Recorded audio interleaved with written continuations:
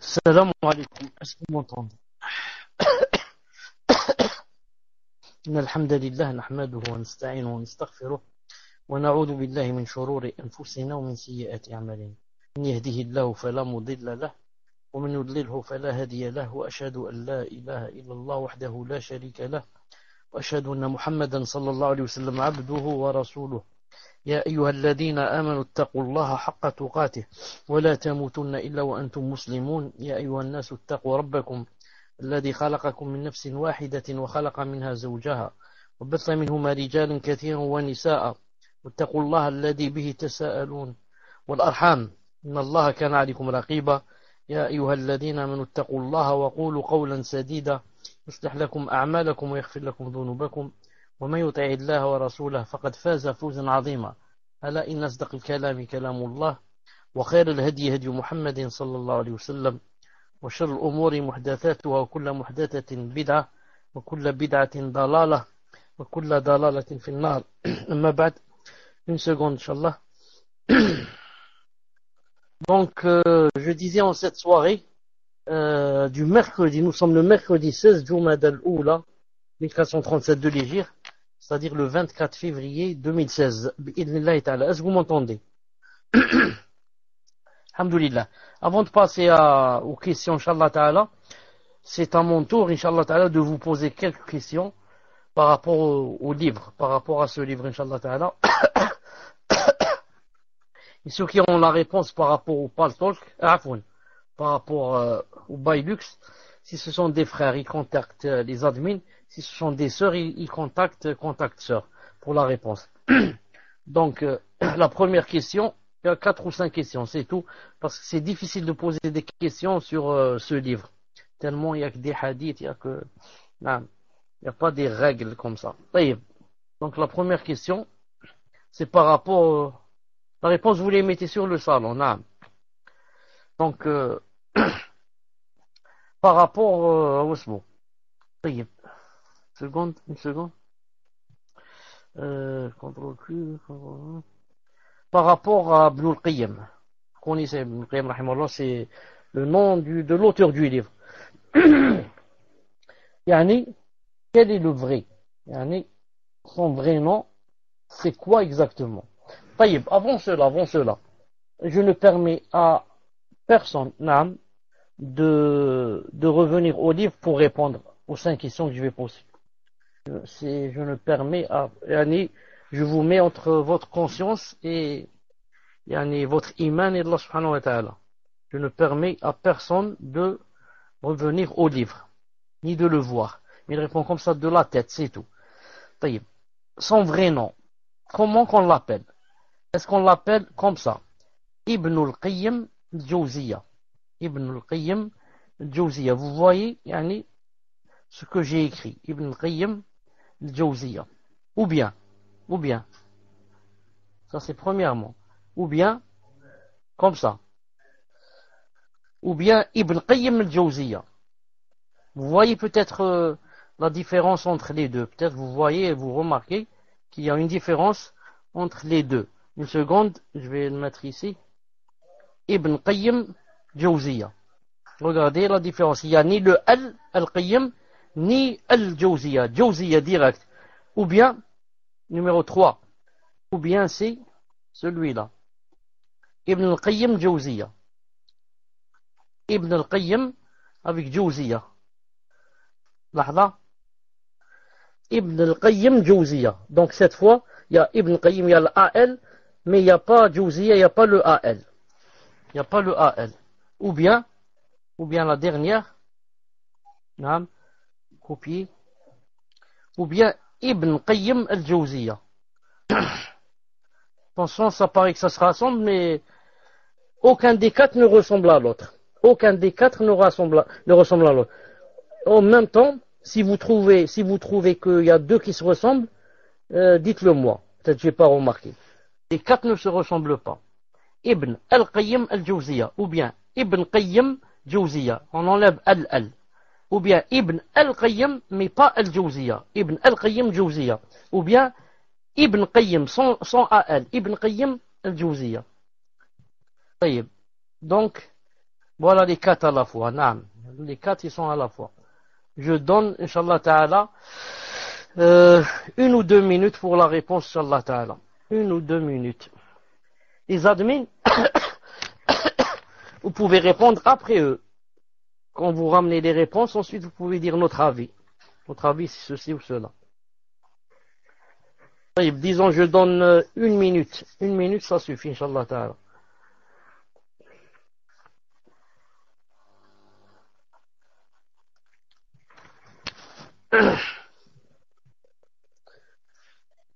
Si vous voulez avec le pseudo, pas quand vous voulez, ça ne me gêne pas. Si la personne ne veut pas que vous mettez son pseudo, vous ne le mettez pas. Si la personne ne voit pas d'inconvénient, mettez-le. On commence, Inch'Allah Ta'ala. On commencez à m'afficher, bi'idhnillahi ta'ala, les réponses. Bon. Adam dit, Ibn al-Qayyim Jawziya. Ibn al-Qayyim Jawziya, c'est-à-dire numéro 3. La réponse de Adam. Elle a choisi numéro 3. Ihsan, elle dit c'est 3. Ibn al-Qayyim Jawziya. Donc, 2 sœurs ont dit c'est numéro 3.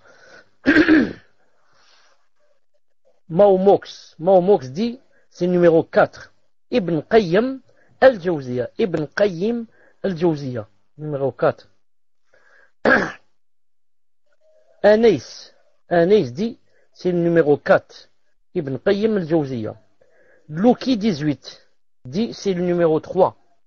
Louki 18 dit c'est le numéro 3. Donc vous remarquez jusqu'à présent, personne n'a dit c'est le numéro 1 ou 2. C'est ou bien 3, c'est ou bien 4.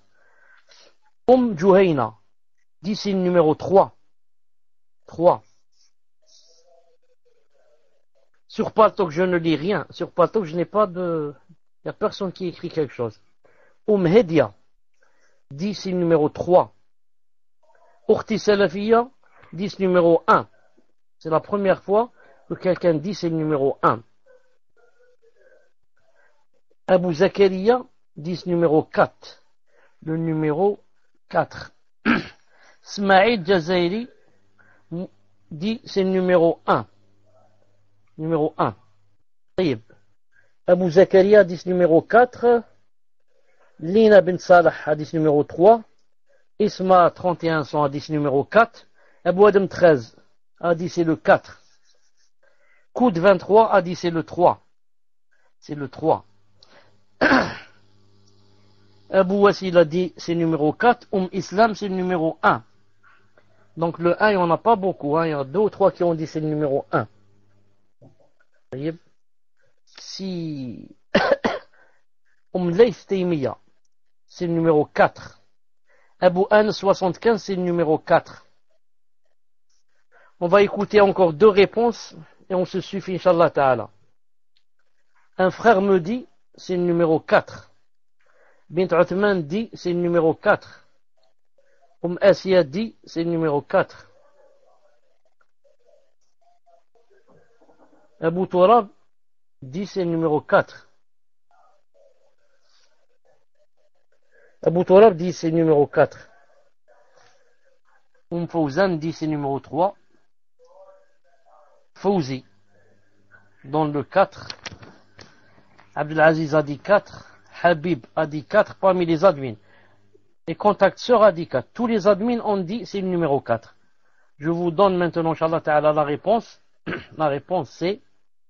Attendez, je vois... Est-ce que vous pouvez les citer les 4? Non, est-ce que vous pouvez les citer les 4 comme tout à l'heure dans une seule phrase? Une seule phrase, vous citez les 4, Inch'Allah Ta'ala. 1, 2, 3, 4. La vraie réponse, c'est numéro 4. La vraie réponse, c'est numéro 4. Ibn Qayyim al-Jawziya, le fils du responsable de...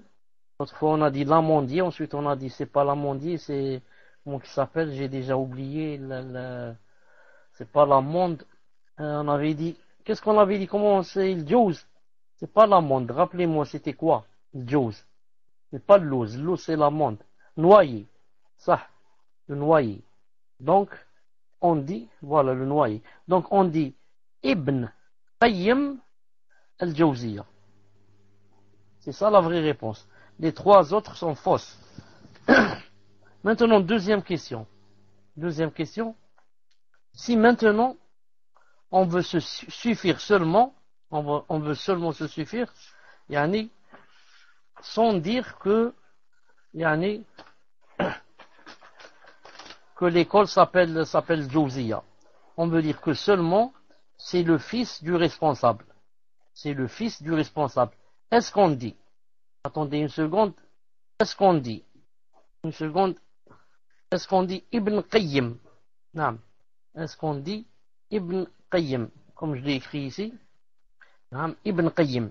Ou bien, est-ce qu'on dit Ibn al-Qayyim, Ibn al-Qayyim? Comme ça, al-Qayyim.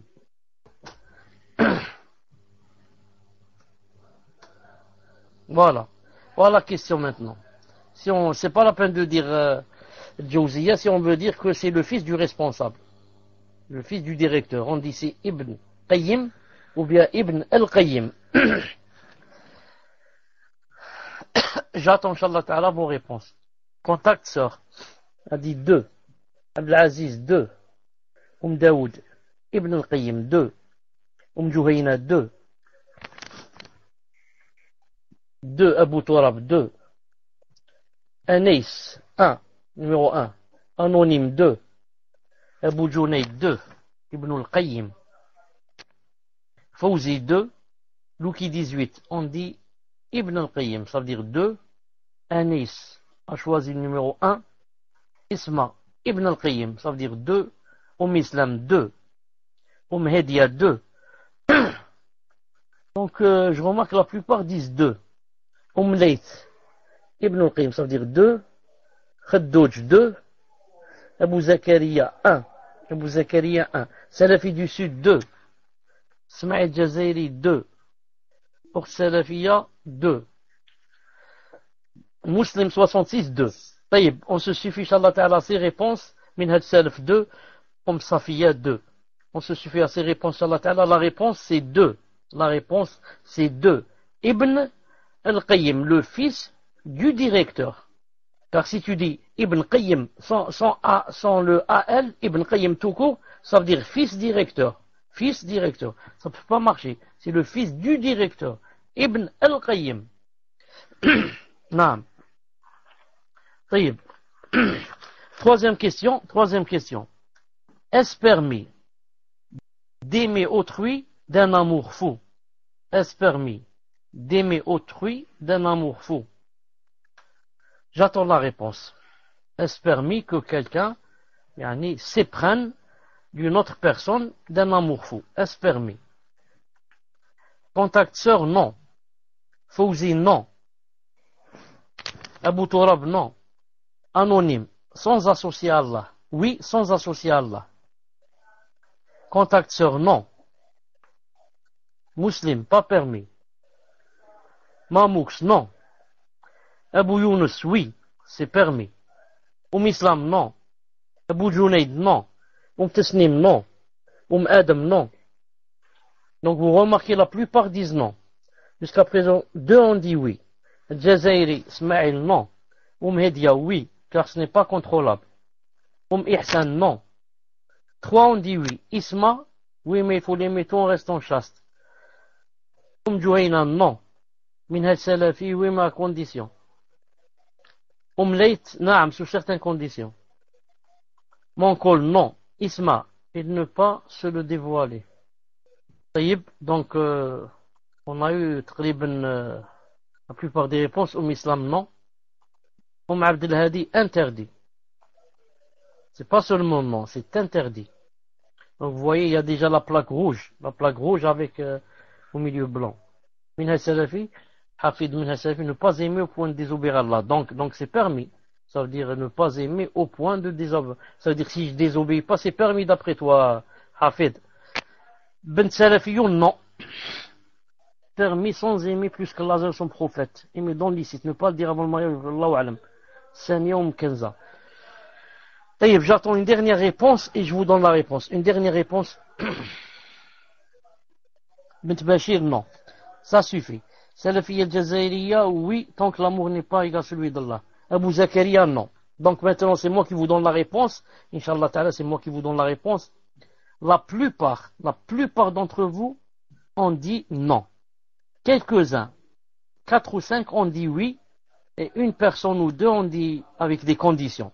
La vraie réponse, c'est que c'est permis. Pourquoi? Comme a dit ici une sœur, c'est incontrôlable. C'est pas toi qui te commande.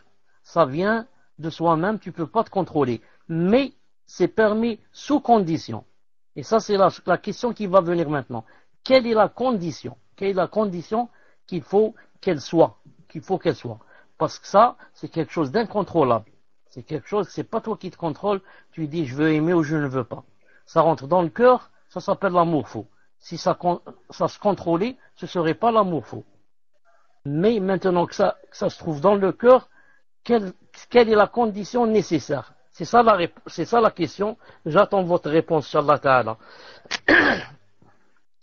Que nous ne tombons pas dans le shirk. Ça c'est là. Il y a deux conditions.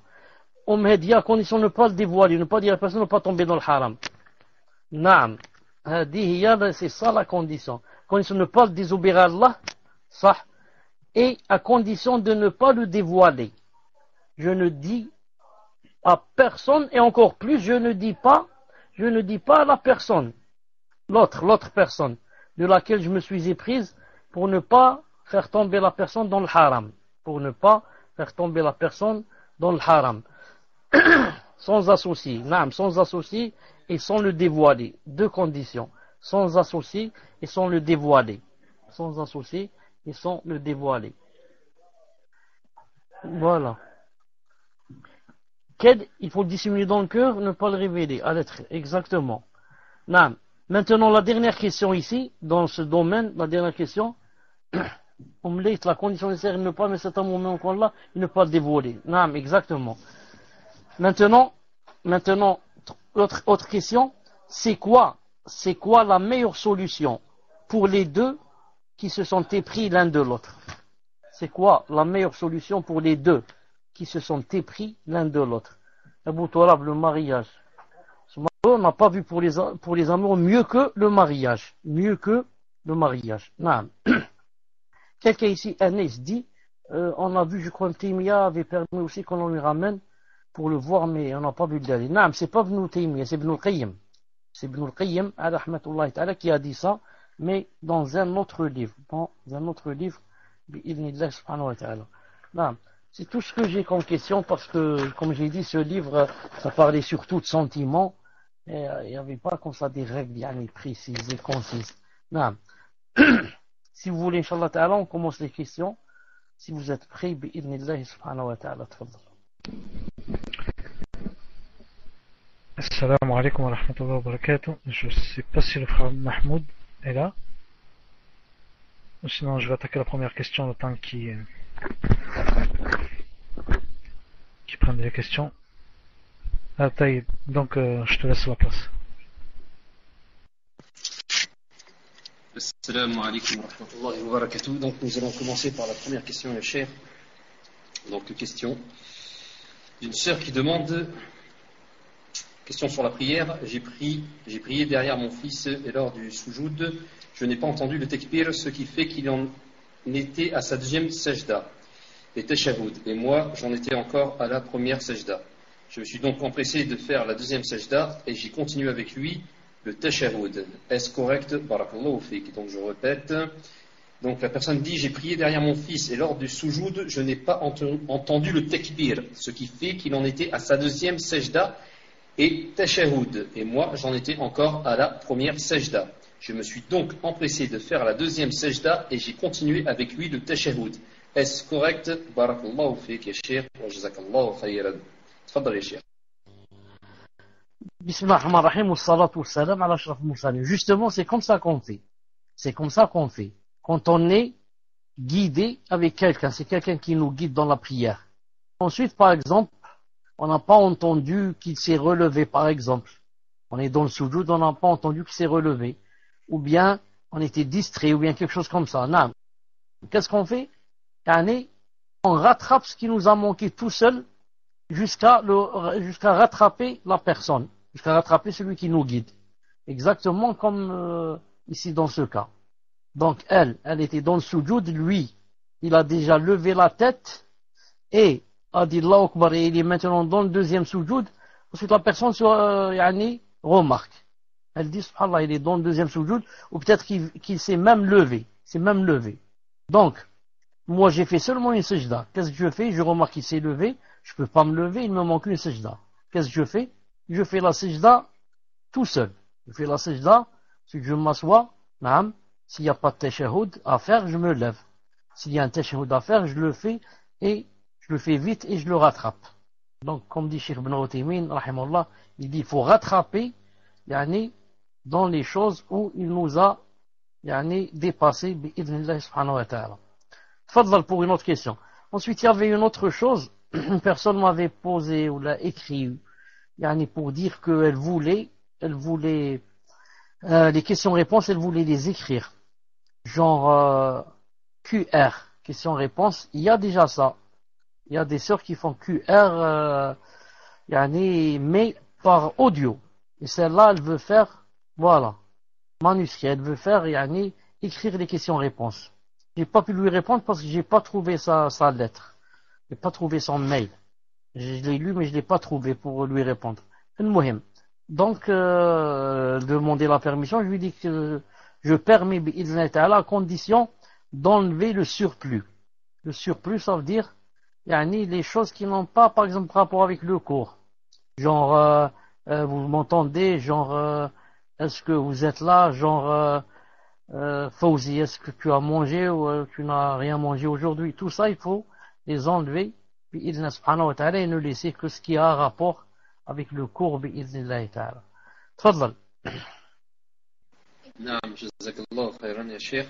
C'est une très bonne idée aussi, une très bonne idée pour les malentendants. Très Inch'Allah. Donc nous allons faire la deuxième question. Question d'un frère qui dit Ahsanallahu ilaykum Sheikhana.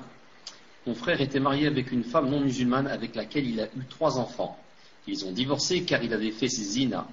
J'ai appris récemment qu'il vit depuis des mois avec une autre femme non musulmane qui a ses propres enfants. Et il ne se cache pas de cette situation en se montrant avec elle.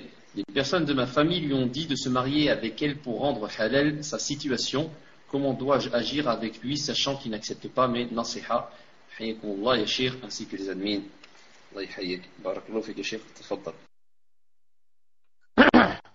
Avant de répondre, Inch'Allah Ta'ala, je pense que vous avez remarqué que cette question ne remplit pas les conditions. Parce qu'elle ne parle ni de Aqidah, ni de Salat, ni de quoi, ni du cours. N'est-ce pas? Vous avez remarqué. Mais puisqu'elle a été posée, malish, on ne va pas décevoir la personne qui l'a posée. Je dis, la personne dit bien, j'ai appris récemment qu'il vit depuis des mois avec une autre femme non musulmane. Et des personnes de ma famille lui ont dit de se marier avec elle. Comment peut-il se marier avec une non musulmane? Sauf si elle est chrétienne ou juive. Sinon, il ne peut pas se marier avec elle. Donc, je ne vois pas comment ils lui ont dit de se marier avec elle. Ensuite, pour se marier avec elle, il faut des conditions, vous les connaissez. Ensuite, il dit ici, sachant qu'il n'accepte pas les nasiha. Je dis donc à celui qui a posé la question, ne fais pas de mauvais sang pour une chose qui... D'ailleurs, même le prophète al-Islam faisait beaucoup de mauvais sang à cause de sa umma. Allah Ta'ala lui disait dans le Coran, فَلَا تَذْهَبْ نَفْسُكَ عَلَيْهِمْ حَسَرَاتٍ, que il lui dit, ne te fais pas, comme on dit, beaucoup de soucis pour les kuffars, etc. Une personne qui aime les nasiha, d'accord, je lui donne des nasiha. Une personne qui n'accepte pas les nasiha et défie tout le monde et sort avec elle devant tout le monde, donc il fait le haram devant tout le monde et il n'a ni honte ni d'Allah Azza wa Jal ni des gens, et en plus de cela il n'accepte pas les nasiha. Pourquoi donc je me fais de la peine à cause de lui? Je ne me fais pas de peine et je ne me fais pas de mauvais sang à cause de gens qui ne méritent pas cela. Je me fais du mauvais sang pour une personne qui mérite, et des gens qui ne méritent pas, je ne fais pas de mauvais sang pour eux. Toi, ta responsabilité, mon frère, c'est de lui faire la nasiha s'il accepte, c'est tout. S'il n'accepte pas, tu n'as plus de responsabilité bi'idhnillahi subhanahu wa ta'ala. Naam, tfaddal. Naam, Cheikh. Non, mais il y a une chose aussi qui est incompréhensible dans la question, je cherche, je ne sais pas si vous avez fait attention.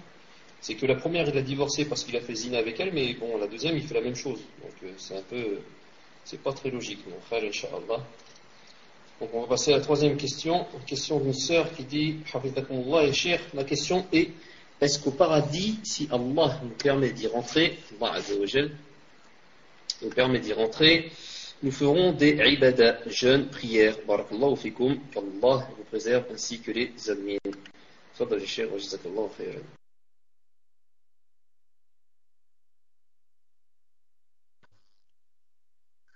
Est-ce qu'au paradis, si Allah Ta'ala nous permet d'y entrer, nous ferons des ibadat de prière? J'ai répondu à ça dans le cours passé. Hein, et même peut-être le cours qui l'a précédé. Hein, 2 fois, exactement. Et j'avais dit quoi? Le paradis est un endroit de délice. Et ce n'est pas un endroit de teklif. C'est pas un endroit où il y a le teklif et il y a les obligations. Mais c'est un endroit où on va pour manger et boire et assouvir toutes ces passions de halal. Donc au paradis, il n'y a pas d'adoration, sauf pour la personne qui veut faire d'elle-même une adoration. Si une personne dans le paradis veut faire les ablutions, elle peut le faire. Si elle veut dire subhanallah, alhamdulillah, elle peut le faire. D'ailleurs, il y a un hadith dans Sahih Muslim qui dit que les gens, ils feront le tasbih comme ils font le tanaffus, comme ils respirent. Au paradis, il a dit, alayhi salam, les gens feront le tasbih comme ils respirent. Comme ils respirent. Donc voilà, Inch'Allah Ta'ala, pour la réponse. Bi'idhnillahi Ta'ala. Tfaddal. Jazakallahu khayran, ya Cheikh. Nous allons passer à la 4e question. 4e question donc d'un frère ou d'une sœur, Allahu a'lam. Cheikh, je souhaiterais savoir si le fait de détester une personne pour Allah Azza wa Jal, c'est le détester en lui-même ou c'est détester son comportement. Donc est-ce que c'est le détester en lui-même ou détester son comportement? Tfaddal ya Cheikh, wa jazakallahu khayran. Ça aussi, on en a parlé. Et j'en ai parlé 2 fois. Subhanallah al-Azim, pas une seule fois, 2 fois. Je dis, Allah subhanahu wa ta'ala alam, en principe, on déteste son comportement. Pourquoi? Parce que si je le déteste lui-même, ça veut dire que même demain, s'il délaisse son comportement, je le déteste toujours. Or, ce n'est pas vrai. Moi, je t'ai détesté à cause de cette chose. À cause que tu bois de l'alcool. S'il arrête de boire de l'alcool, je l'aime. Je le déteste car c'est un grand menteur. S'il arrête les mensonges, je l'aime. Et comme ça. Mais, il est difficile de séparer le comportement de la personne. Car maintenant qu'il boit de l'alcool, donc tu détestes le fait qu'il boive de l'alcool, donc tu le détestes lui. Tu le détestes lui jusqu'à ce qu'il arrête l'alcool. Tu ne peux pas détester l'alcool seulement, mais tu détestes lui, c'est pas l'alcool. C'est pour ça que c'est un peu inséparable. C'est inséparable. Mais ce qu'il faut savoir, c'est que le croyant, ça c'est la règle en général, le croyant qui fait des grands péchés, on l'aime pour la foi qu'il a, et on le hait pour les grands péchés qu'il fait. Le croyant, on lui donne de notre alliance à cause de la foi qu'il a, le croyant qui fait les grands péchés, et on le hait et le déteste à cause des grands péchés qu'il a, à cause de la perversité. En 2 mots, le croyant, on l'aime à cause de sa foi, on le déteste à cause de sa perversité. Je parle du croyant qui fait des grands péchés. C'est pour cela que je voudrais aussi dire une chose. C'est pour cela que si maintenant il y a un croyant qui fait les grands péchés, qui boit de l'alcool, fume de la drogue et fait la zina, et c'est un croyant. Il prie, il jeûne, etc. Et il fait ça. Il y en a beaucoup qui font ça. Et maintenant, par exemple, lui est un kafir. Lui est un kafir. Ou bien il y a un kafir qui veut le tuer. Qui veut tuer ce croyant. Est-ce que je le laisse? Je dis, bon, il fait les grands péchés. Ou bien je le défends. Je dis, c'est un croyant. Je le défends. Et aussi la même chose. Maintenant, si celui qui fait grand péché, le croyant, s'il tombe malade, est-ce que ça veut dire, il me dit, si vous pouvez m'emmener à l'hôpital, et je peux l'emmener, j'ai la voiture. Est-ce que je lui dis non, parce que tu bois de l'alcool, ou bien je l'emmène à l'hôpital à cause de la foi qu'il a. C'est toujours un croyant. D'ailleurs, dans ce cas, même un kafir, je le prends à l'hôpital. Comment je prends pas un croyant? Et comme ça. Car certains, se basent sur l'une des deux choses, c'est tout. Ou bien il dit, tant que c'est un croyant, khlas, tous les grands péchés qu'il fait, je m'en fous. Et il l'aime plus que quelqu'un qui prie la nuit. Et ça, c'est faux. Oui, l'aveu et le désaveu. Et il y a à l'opposé, ceux qui disent, tant que cette personne fait les grands péchés, khlas, c'est mon ennemi, mon grand ennemi. Même s'il est croyant, je m'en fous. Je préfère un kafir que celui-là. Donc les deux, sont dans l'opposé. Et aucun des deux n'est dans la vérité. Et le vrai, croyant qui a de la science, c'est celui qui est au milieu. Qui dit, j'aime celui-là à cause de sa foi, et je le déteste à cause des péchés qu'il fait, des grands péchés. Tfaddal. Jazakallahu khayran ya cheikh. Nous allons passer à la 5e question. Question d'une sœur qui demande Ahsanallahu ilaykum ya cheikh. Une sœur m'a contacté en demandant conseil. Elle a observé que son jeune fils a une attirance envers les garçons. Elle ne sait pas trop comment réagir face à cela. Quel conseil pourriez-vous lui donner, notamment sur la manière d'entamer le dialogue avec lui autour de ce sujet? Barakallahu fikum, qu'Allah vous rende meilleur que ce que je pense de vous et qu'il vous pardonne pour ce que l'on ne sait pas. Amin. Tfadal ya cheikh wa jazakallahu khayran. Naam. Si elle a remarqué cela, c'est déjà bien. Parce que, au moins, ça montre qu'elle s'occupe de ses enfants, cette mère, et que, alhamdoulilah, les choses ne passent pas comme ça facilement, les mauvaises choses. Et donc, elle demande comment faire puisque elle a remarqué cette chose. Premièrement, elle doit être sûre que, son enfant a cette chose. Premièrement. Deuxièmement, c'est bien, surtout si c'est le début de cette chose.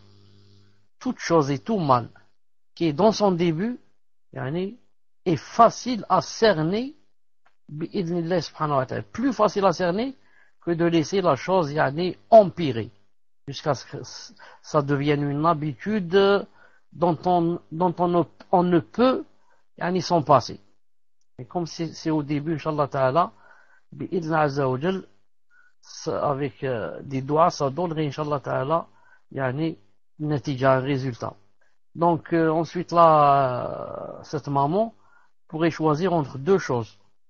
Ou bien, ouvrir, le sujet carrément, et dire, voilà ce que j'ai remarqué de toi, et lui dire, voilà ce que, le châtiment qu'il y a pour la personne qui fait cela, et si ça s'avérait vraiment ça, je préfère mourir que je sache que mon fils soit de ce genre. Ensuite, si ça s'avère vraiment ça, faut que tu saches que toute la famille va se désavouer de toi. Et lui faire peur en lui citant le châtiment d'Allah subhanahu wa ta'ala. Qu'est-ce qu'il y a dans le Coran pour ça, etc. Et il y a deuxième alternative, deuxième solution, c'est de ne pas lui parler, comme quoi c'est lui dont elle est en train de parler. Mais de parler par exemple en général.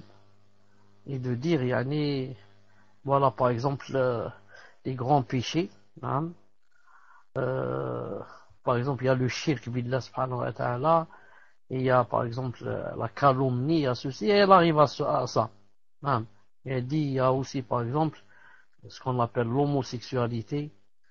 Une seconde, et les filles qui prennent vite leur comportement.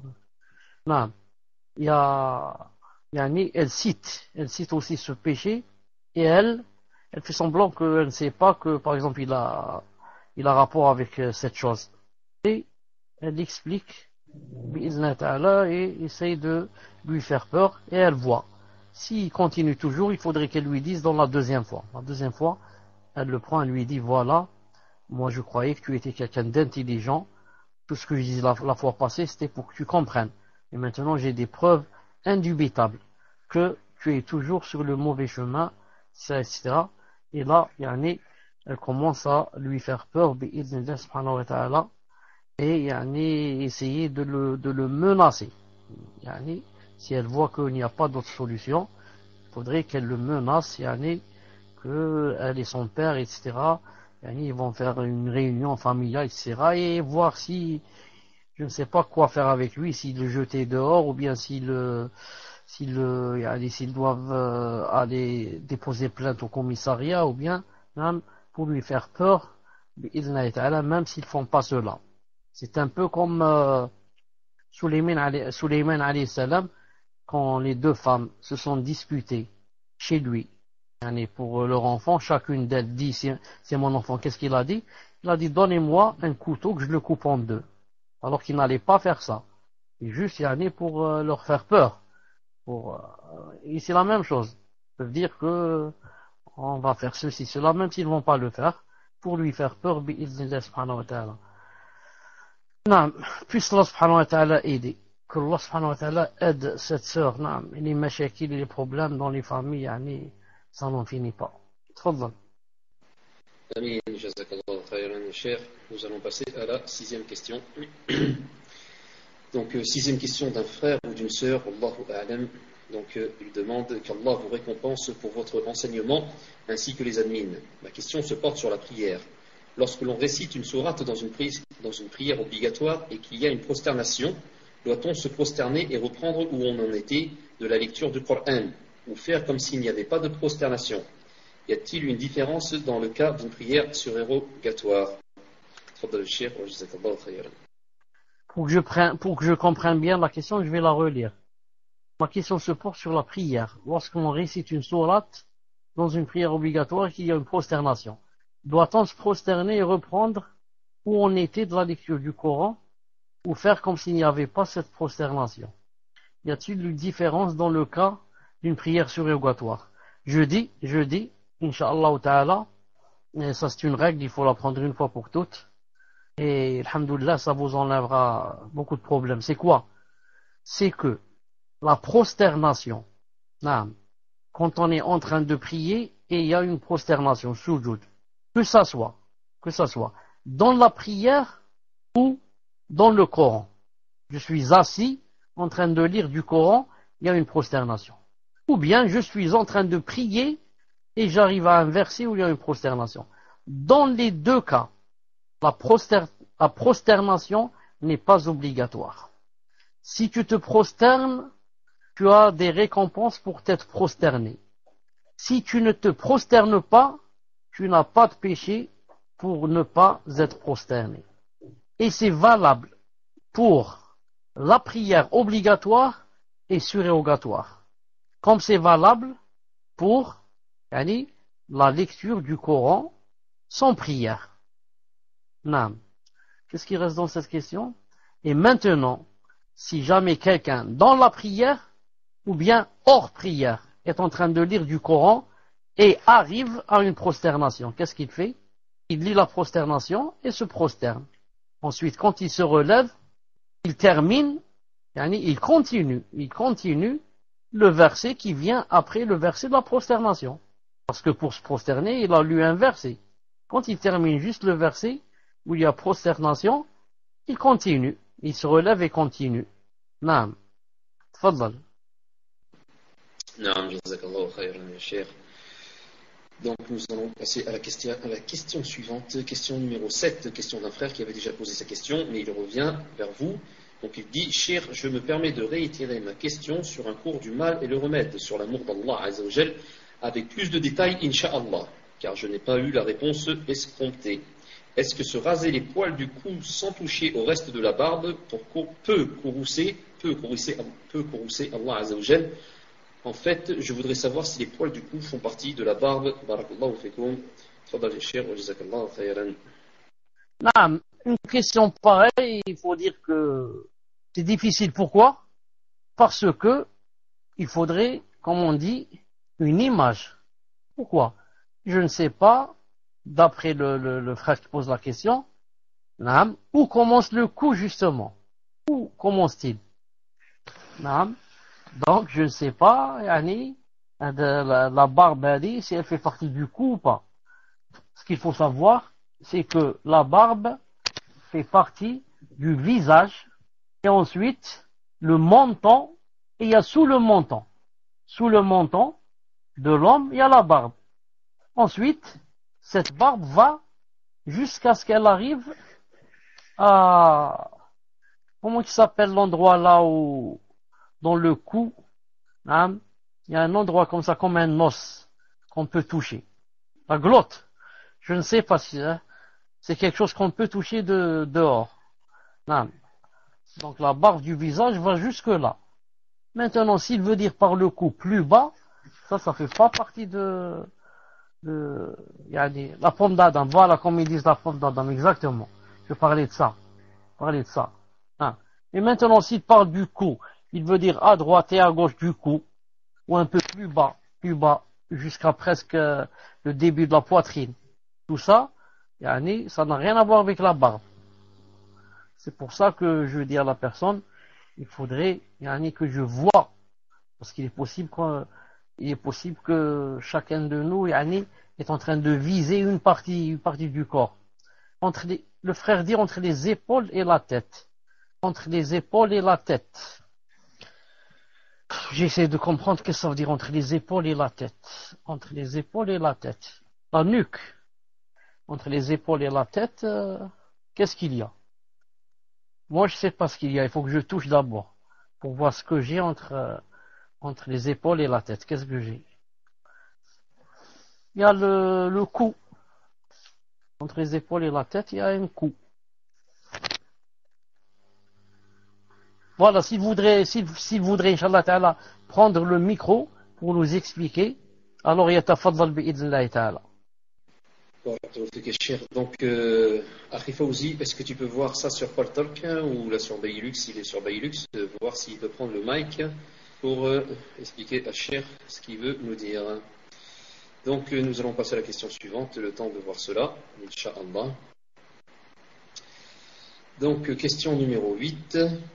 Question d'un frère ou d'une sœur, Allahu A'lam, je ne sais pas. Oh cher, depuis que je suis petite, je fais constamment le même cauchemar où je perds mon père. Et jusqu'à aujourd'hui, ce cauchemar ne cesse de se reproduire. Je me réveille avec une grande tristesse et en larmes. Que faire, ya cher? Qu'Allah Azza wa Jal vous récompense de votre réponse ainsi que les admins. Naam, je dis comme réponse à cette personne, Allah subhanahu wa ta'ala alam, peut-être, je dis peut-être, il n'y a pas une personne, naam, qui n'a pas comment on appelle ça, de songes ou bien de rêves qui lui viennent très souvent. Et la plupart du temps, bien sûr, ce sont des rêves qui sont pas bien, des rêves qui donnent l'angoisse, et des rêves qui, quand on se réveille le matin, on a le cœur serré. Et chacun a peut-être, un cauchemar. Chacun a peut-être quelque chose de spécial. Ici, par exemple, elle a le père, même le père qui vient toujours dans son rêve. Chacun, qu'est-ce qu'il a? Moi, des fois, ce que j'ai, je vous donne un exemple aussi, ce que j'ai, et qui me vient très souvent, peut-être une fois ou deux fois, peut-être une fois par mois, peut-être tous les 2 mois. Et je me lève le matin avec l'angoisse. Et ensuite, je dis, alhamdoulilah, c'est pas vrai, alhamdoulilah, qu'est-ce que j'ai? Subhanallah al-Azim. Vous allez dire, peut-être ça ne donne pas de l'angoisse, mais moi, ça m'en donne. C'est quoi? Je passe la nuit, ou bien 1 heure dans le rêve, je ne sais pas combien de temps, dans un examen qui ne finit jamais. La feuille est devant moi, je veux écrire la réponse, je n'arrive pas. Non, le stylo ne veut pas écrire, ou bien le mot ne veut pas s'écrire, ou bien il n'y a plus de temps, ou bien on dit ça, il se termine, on me prend la feuille, ou bien al-muhim, tu te réveilles avec une grande angoisse. Dans un examen pareil, subhanallah al-azim, et tu n'as pas pu écrire ce que tu voulais, question de temps, question de le stylo n'écrit pas, question de la chose, tu l'as plus dans la tête, et comme ça. Al-muhim. Et des fois, j'ai un autre C'est avec la police et c'est et j'ai des choses que je veux cacher, je ne trouve pas où les cacher, et comme ça, et je me réveille avec l'angoisse. Et ça vient très souvent, très souvent. Donc, ça c'est quoi? C'est le shaitan. Comme a dit le prophète, alayhi salam. Il a dit le rêve se divise en trois. Le rêve d'Allah, qui te fait plaisir, masha'Allah. Le rêve du shaitan, il a dit qui te donne l'angoisse. Et le rêve du nafs, quand on rêve de quelque chose, on veut quelque chose, ou là on la voit dans le rêve. Non. Mais celui du shaitan, c'est celui avec lequel tu te réveilles avec l'angoisse. Donc la personne, quand elle se réveille, elle dit que Allah Ta'ala me suffise ce rêve, et elle fait l'adhkar, et ensuite elle va oublier bi'idhnillah subhanahu wa ta'ala. Non, je ne connais pas une solution à ce que dit la sœur, si ce n'est que tout le monde a peut-être cette chose. Wallahu ta'ala alam. Tfadlal. Salam alaikum. Est-ce qu'il y a du son? Cher, est-ce que vous m'entendez? Non, pour l'explication par rapport à l'endroit que le frère dit par rapport à la barbe, c'est en fait entre l'endroit qu'on appelle la paume d'Adam et la mâchoire, ou plus précisément le fait que quand on prend le pouls au niveau de la gorge, vous savez le battement, le pouls, et à cet endroit-là, le frère il parle entre le début de la mâchoire et la paume d'Adam, entre les deux en fait. Voilà cher. Je sais pas si vous avez bien compris. تفضل يا شيخ جزاك الله خير محمود. Vous m'entendez-vous? Et vous m'entendez? Chauffe, Wallahu ta'ala alam. Wallahu ta'ala alam, il voit, est-ce que, c'est les mêmes poils que les poils de la barbe? Parce que les poils de la barbe, c'est une chose, et les autres poils, les poils de la main, ou bien du cou, ou bien de sa poitrine, c'est pas la même chose. C'est pas la même chose, ni de la même sorte. Non. S'il voit que c'est la même chose, alors c'est sa barbe qui descend plus bas. S'il voit que c'est autre chose, il est libre, comme dit Cheikh Ibn Uthaymin, rahimahullah ta'ala. Wallahu azza wa jal a'lam. Tfaddal. Barakallahu fik ya Cheikh. Donc nous passons à la question numéro 9. Question d'un frère qui dit qu'Allah azza wa jal vous élève en degré. Ya Cheikh, Min, pouvez-vous nous expliquer la différence entre le mécréant, l'apostat et le polythéiste? Barakallahu fikum. Pouvez-vous nous expliquer la différence entre le mécréant, l'apostat et le polythéiste? Barakallahu fikum, ya Cheikh. Tfadal Cheikh, jazakallahu khayr. Tous les trois ont un point commun. L'apostat, le polythéiste et le mécréant ont un point commun qui est quoi? S'ils meurent ainsi, ils rentreront éternellement en enfer et n'y sortiront jamais. Et à propos de l'apostat, quand la personne a cité ici l'apostat, aujourd'hui j'ai eu une nouvelle qui m'a choqué, qui m'a donné l'angoisse. Quand j'ai su que dans une famille de musulmans, le père avec la barbe et qamis et la mère avec djilbab, qu'une des filles de leur fille, qui a 21 ans, est sortie de l'islam. Elle a raconté à une personne, elle lui a dit, moi j'ai quitté l'islam. C'est vraiment, j'ai passé un mauvais après-midi quand j'ai entendu ça. Et bien sûr, cette personne vit maintenant en pays de Kofar, bien sûr. Donc elle s'est détachée de sa famille et a loué un studio, un appartement. Ça m'a vraiment fait passer, comme on dit, un mauvais après-midi. Son père avec la barbe, Khamis, sa mère avec djilbab, et elle a une autre sœur avec djilbab. Et elle dit, voilà, j'ai bien réfléchi. Elle a dit à une amie, j'ai bien réfléchi. Quand elle lui a dit, qu'est-ce qu'il y a de nouveau? Le nouveau, c'est que je suis sorti de l'islam. Qu'Allah Ta'ala nous préserve, qu'Allah Ta'ala nous préserve, qu'Allah Ta'ala nous préserve. Et ça, bien sûr, ça n'arrive que surtout dans un pays de Kuffar. C'est rare dans un pays musulman qu'une personne pense à ces choses-là. Non. Mais il ne faut pas s'étonner maintenant avec Internet et les gens qui rentrent partout dans les salons, etc. Il ne faut pas s'étonner qu'ils peuvent devenir plus que cela. Moi-même, je reviens et je dis. Et d'abord, je demande à Allah subhanahu wa ta'ala qu'il aide cette famille, la famille dont je viens de parler. Comment, yani, qu'est-ce qu'ils doivent souffrir? Qu'est-ce qu'ils doivent souffrir? Subhanallah al-azim. Si on te dit, ta fille a le cancer. Un cancer, stade final. Mais, c'est une croyante et une musulmane. Et on te dit, ou alors, ta fille a apostasié. Qu'est-ce qui est le plus choquant? Elle a apostasié. Ça ou là. Donc tu vas la perdre éternellement. Perdue éternellement. En enfer éternellement. Donc c'est très grave. Mais avoir le cancer et être croyant, c'est quoi le cancer? Cheikh Ibn Uthaymin rahimahullah avait le cancer, il est mort avec le cancer. Beaucoup de savants sont morts avec le cancer. Et beaucoup de croyants sont morts avec le cancer. Mais, Inch'Allah ta'ala, le paradis éternel. Et peut être même statut de shahid. Non. Je reviens jeudi, l'apostat, le mécréant et le polythéiste ont un point commun, c'est quoi? Yani, s'ils meurent ainsi, les trois seront éternellement en enfer. Et la différence entre les trois, c'est que tous les trois sont des mécréants. L'apostat est un mécréant, le polythéiste est un mécréant et le mécréant est un mécréant. Mais on ne peut pas dire du mécréant, par exemple, que c'est un polythéiste. Et on ne peut pas dire que c'est du polythéiste que c'est un apostat, par exemple. Chacun a son nom. Quelqu'un devient apostat lorsqu'il sort de l'islam. Il était musulman, il sort de l'islam. Si maintenant quelqu'un sort de l'islam, et par exemple, va embrasser le judaïsme ou bien le christianisme, on ne dit pas de lui que c'est un chrétien. Alors que, si c'était un vrai chrétien, il n'a jamais été musulman, on dit de lui c'est un chrétien. Mais si par contre, il a embrassé l'islam, ensuite l'a quitté, et est allé vers une autre religion, il ne devient pas, il ne prend pas cette religion. Il a toujours le statut d'apostat. On dit de lui, c'est un apostat. En islam, on lui donne 3 jours pour qu'il réfléchisse. 3 jours. Pour qu'il réfléchisse et revienne, à la vérité. S'il n'accepte pas, il est exécuté. Pourquoi?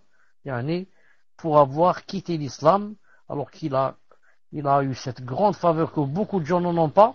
Ensuite, il s'est détourné.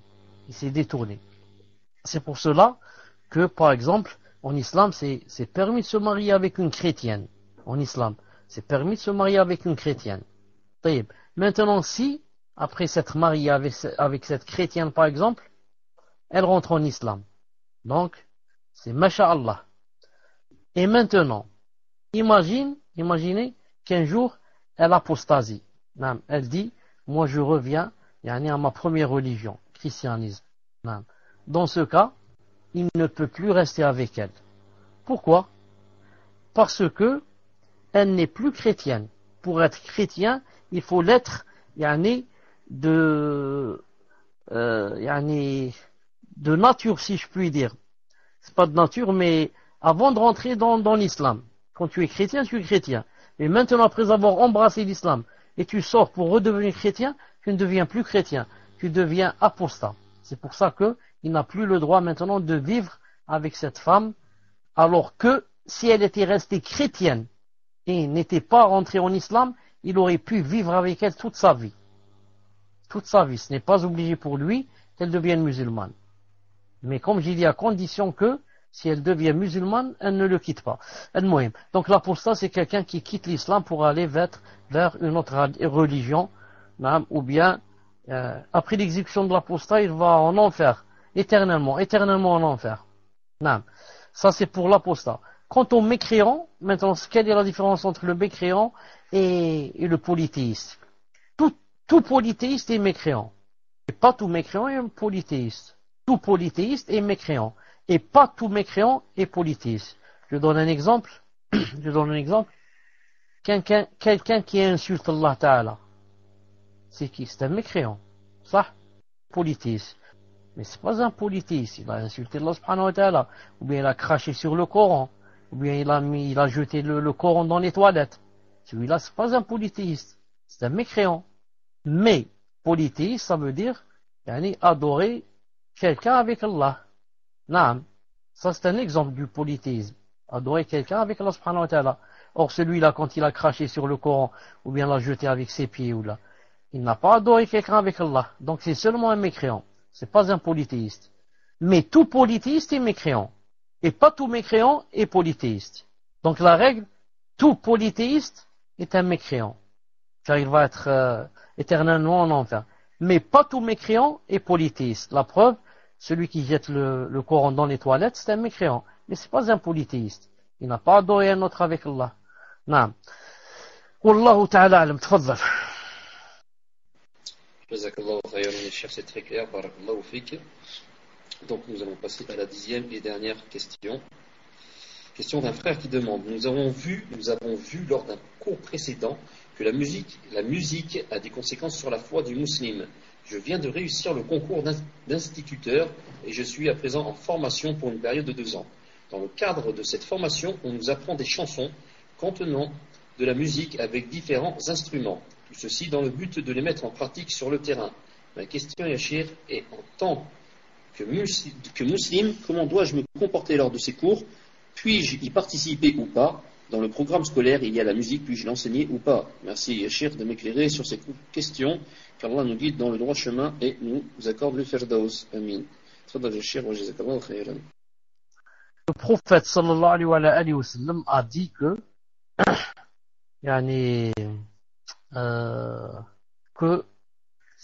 sa umma, ou bien certains sa umma, allaient rendre 4 choses qu'il a citées, ils allaient les rendre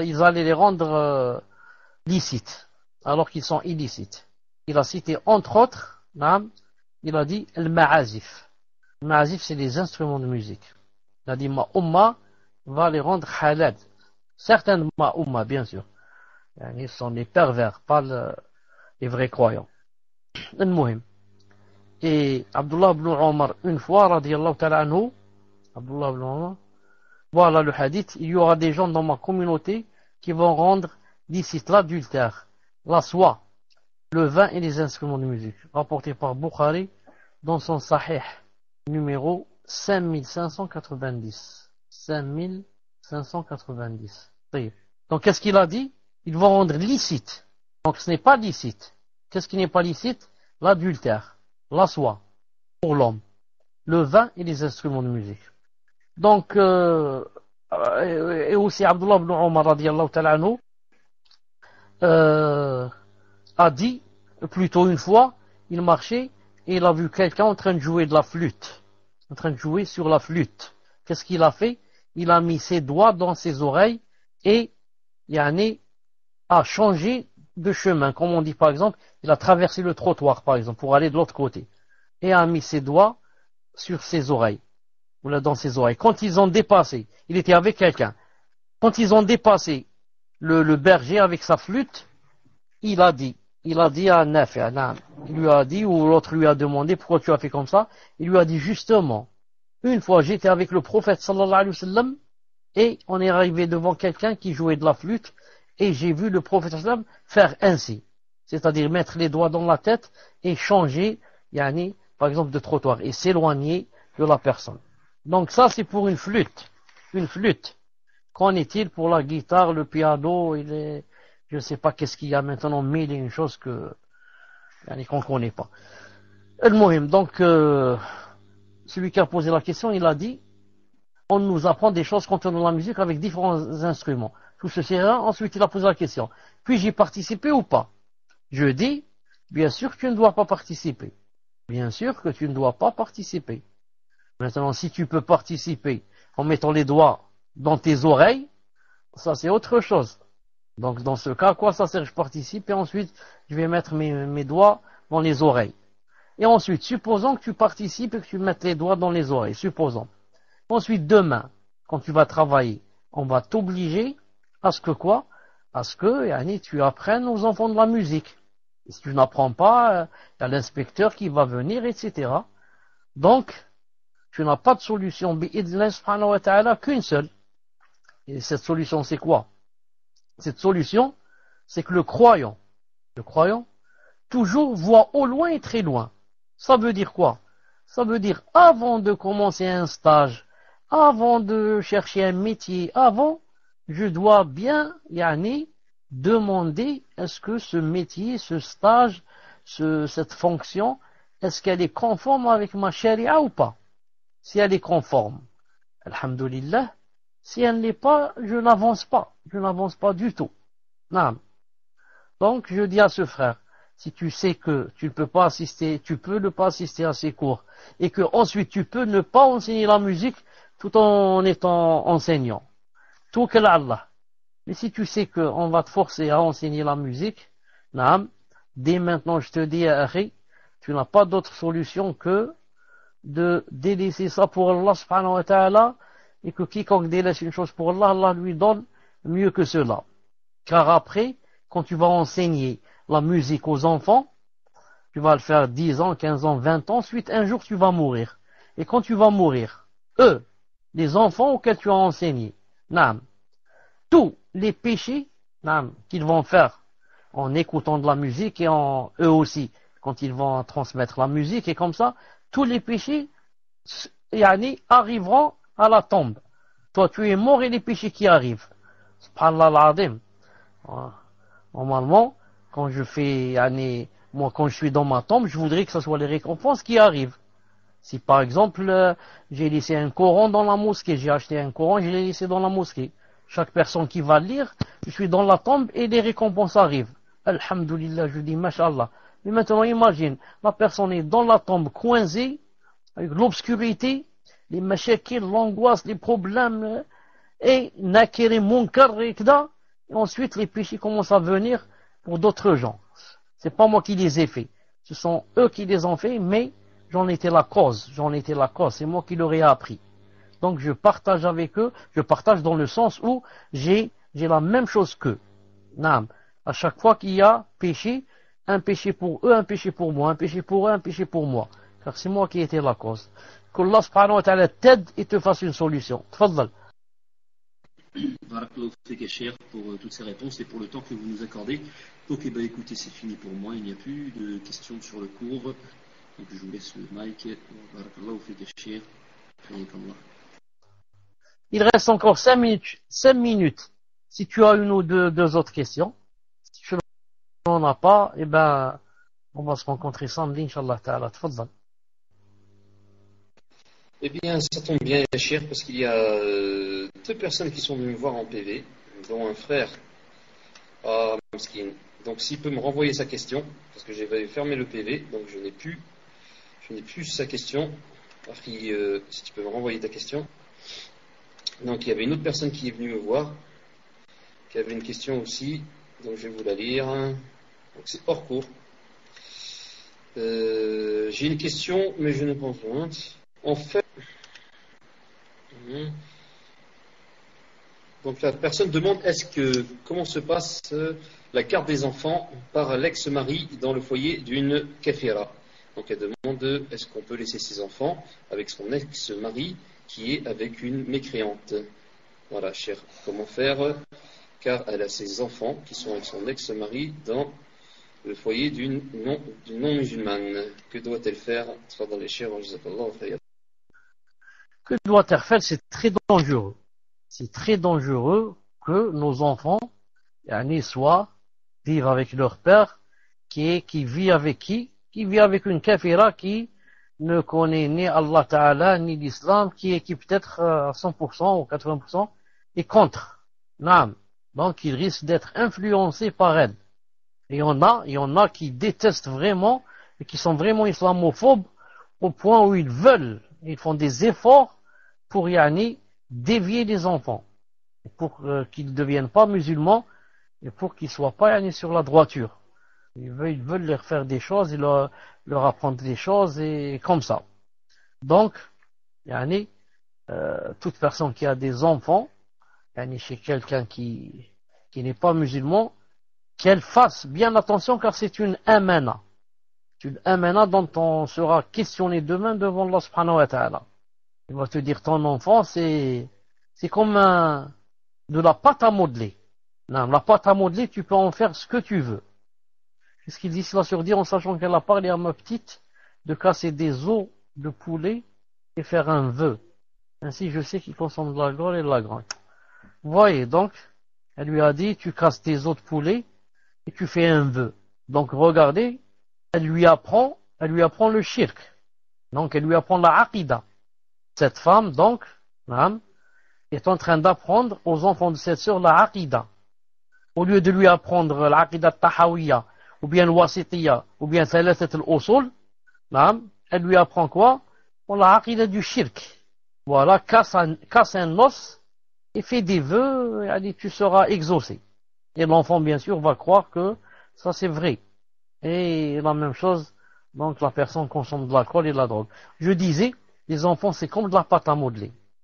Tu en fais ce que tu veux, tant qu'il est jeune, il n'est pas encore pubère. Même quand il est pubère, il est toujours adolescent, tu fais de lui ce que tu veux, tant qu'il n'est pas très mûr. C'est pour ça que le prophète sallallahu alayhi wa sallam a dit Kullu mawloudin youladu ala al-fitra. Innama abawahu yuhawidanihi, ou yunassiranihi, ou yumajjithanihi.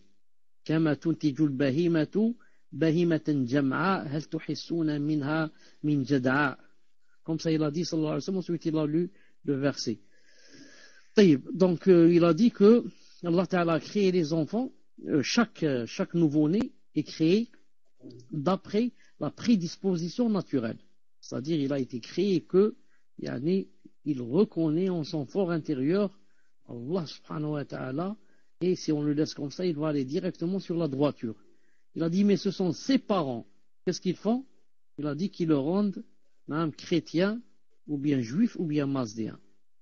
Il a dit exactement comme la bête, comme par exemple la brebis, il a dit, quand elle accouche d'un mouton, un petit mouton, un agneau, il a dit, est-ce que vous allez trouver que l'agneau, par exemple, n'est pas complet? Vous allez trouver qu'il lui manque une patte, il lui manque un œil, il lui manque une oreille. Non, il est complet. Il est comme sa mère. Il a dit la même chose. Il a dit, Allah Ta'ala, quand il crée quelque chose, il a créé complète. Il a dit ensuite, ce sont ses parents, donc, qui vont quoi? Cet enfant qui vont le dérouter.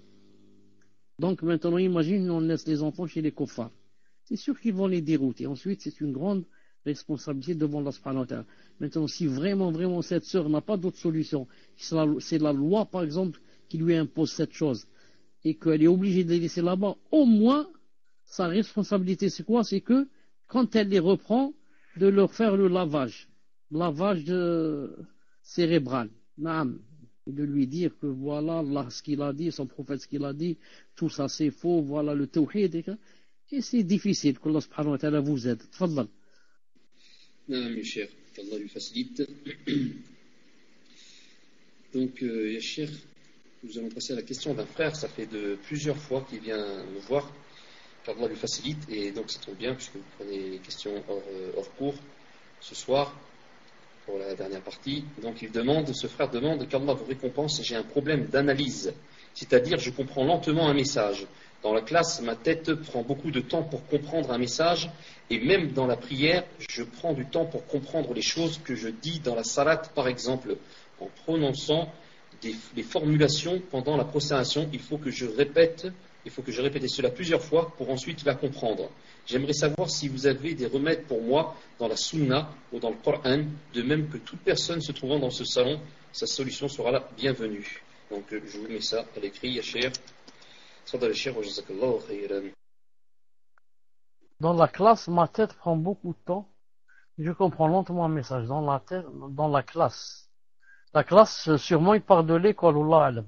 Ma tête prend beaucoup de temps pour comprendre un message. Même dans la prière, je prends un exemple. Et même dans la prière, je prends du temps pour comprendre des choses que je dis dans la salat. Par exemple, en prononçant les formulations, il faut que je répète cela plusieurs fois pour ensuite les comprendre. J'aimerais savoir si vous avez des remèdes. Je n'ai qu'un remède, c'est de faire des doigts. S'il y a d'autres ici dans le salon qui ont un autre remède, qu'ils nous le montrent, Inch'Allah Ta'ala. Je n'ai qu'un remède, c'est de demander à Allah subhanahu wa ta'ala, de faire des doigts. La hijama, ça, c'est aussi très bénéfique.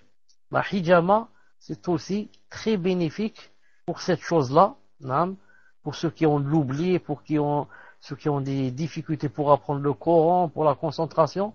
La hijama, masha'Allah, c'est jeter le sang yani, qui est mauvais, hein, et pour avoir un nouveau sang, nouvelle circulation du sang. Ça ressemble un peu à les maladies des femmes. Une semaine par mois, yani, la femme tombe malade, et alhamdoulilah qu'elle jette ce sang qui est mauvais, et ensuite elle a un nouveau sang, yani, frais, masha'Allah. Donc le sang qu'elle a jeté, qu'elle jette une fois par mois, c'est une ni'ma de jeter ce sang. La même chose ici pour la hijama.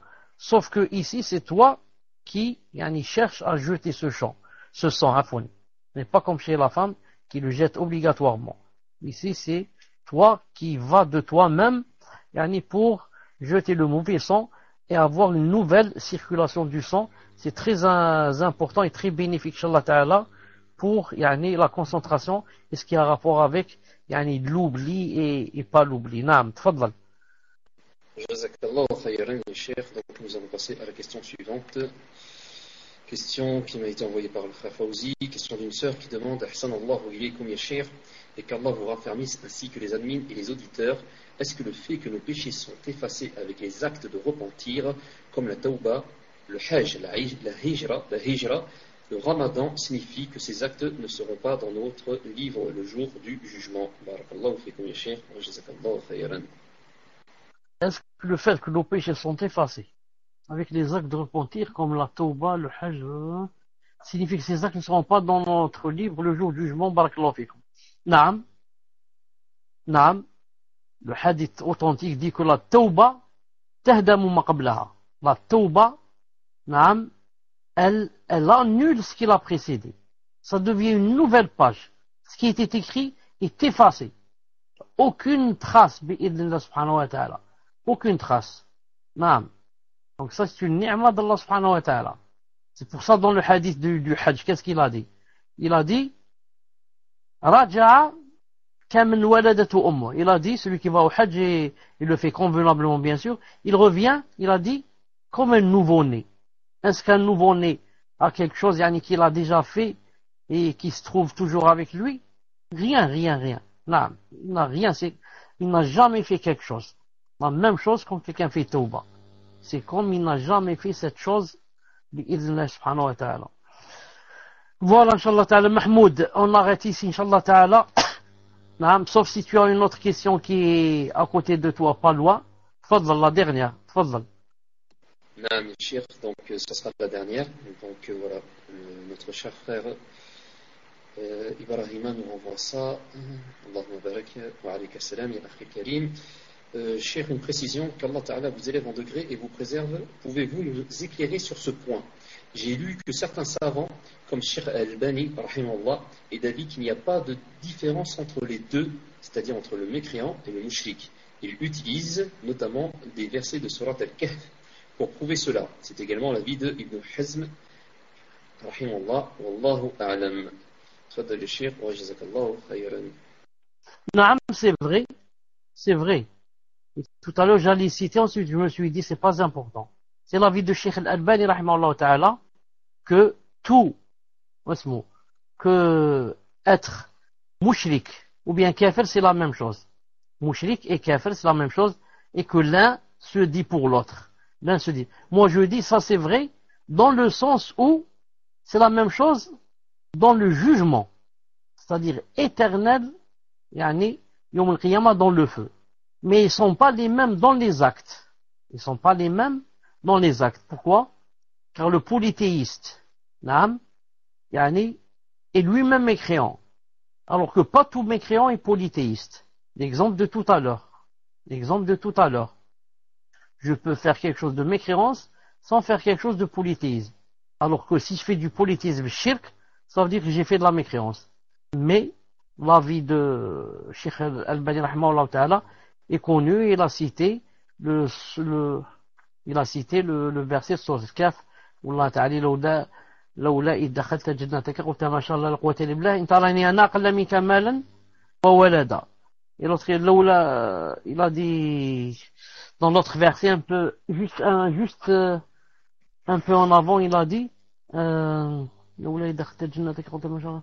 C'est pas là, une seconde. ولا أشرك بربي أحدا.